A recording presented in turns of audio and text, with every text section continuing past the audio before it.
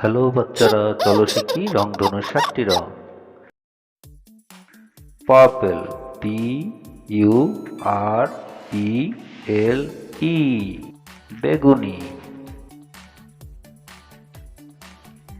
Blue, BLUE, Neil.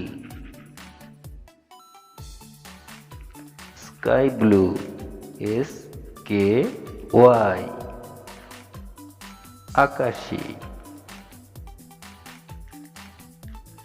Green, GREEN,